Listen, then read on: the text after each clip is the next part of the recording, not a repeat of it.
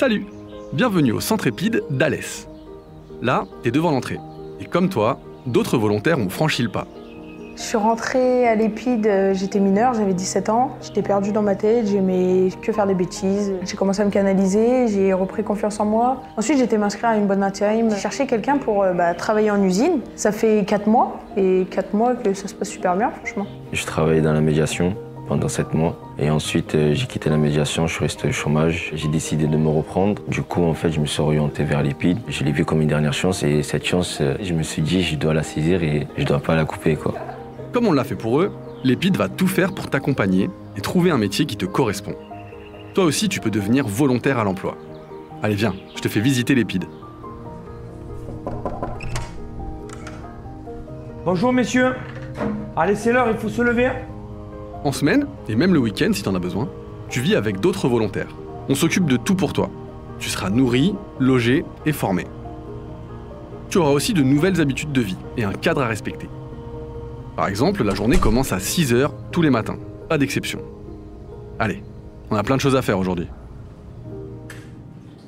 Ton parcours à l'Épide dure en moyenne 8 mois, mais ça peut être plus si t'en as besoin. Tu sais pas quoi faire en arrivant? C'est pas grave. Tu auras rapidement des ateliers collectifs et des rendez-vous individualisés avec un agent de l'Épide qui t'aidera à réfléchir à ton projet professionnel et comment y arriver. C'est un accompagnement qui prend complètement en compte ton parcours, tes envies et tes qualités. Mon projet avant d'arriver à l'Épide, il était très confus, je ne savais pas quoi faire et grâce à des découvertes métiers, j'ai réussi à trouver une voie. Pour définir un projet professionnel ou trouver sa voie vers une formation qualifiante, le plus important c'est l'écoute. Et c'est d'aller à l'extérieur, rencontrer des acteurs du monde du travail, des entreprises et de travailler en commun en faisant des stages, des découvertes métiers. Au cours de la journée, il y a aussi des temps d'apprentissage.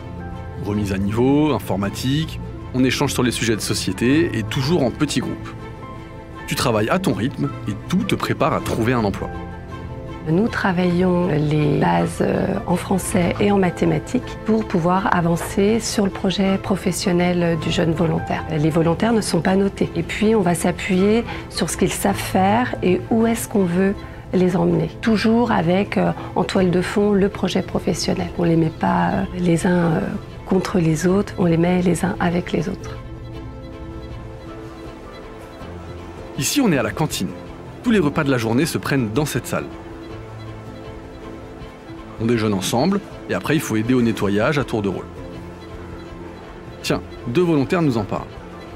C'est nous, en tant que volontaires, on est amenés à nettoyer. Ça va aider le jeune à être autonome.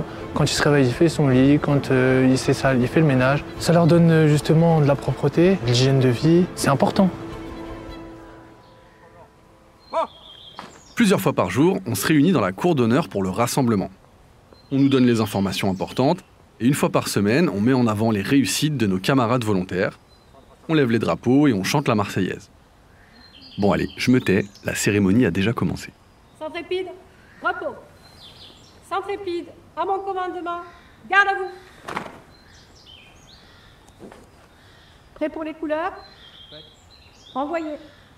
Allons enfants de la patrie, le jour de gloire est arrivé. Tous les jours, il y a des activités physiques pour s'aérer la tête. À chaque séance, son sport. Muscu, danse, foot, il y en a pour tous les goûts.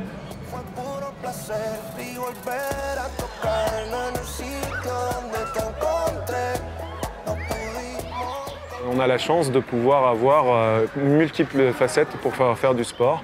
L'important, c'est juste d'arriver avec un petit peu de volonté et que chacun arrive à prendre un peu de plaisir dans une activité, n'importe laquelle. Le sport, si on n'en fait pas à l'Épide, on n'en fera jamais ailleurs. On a des structures aussi bien au niveau matériel. Normalement, on doit pouvoir prendre du plaisir dans au moins une activité et c'est ce que l'on recherche pour se sentir bien, tout simplement. Question, sur cette chaussée, je suis limité à 80 km/h. Vrai ou faux déjà? À l'Épide, on nous aide aussi pour le permis. On s'entraîne pour le code de la route et à la conduite sur des simulateurs. Parfois, on a aussi des ateliers où on travaille sur des projets civiques. Ça peut par exemple se passer ici, en atelier créatif, et toujours en petits groupes.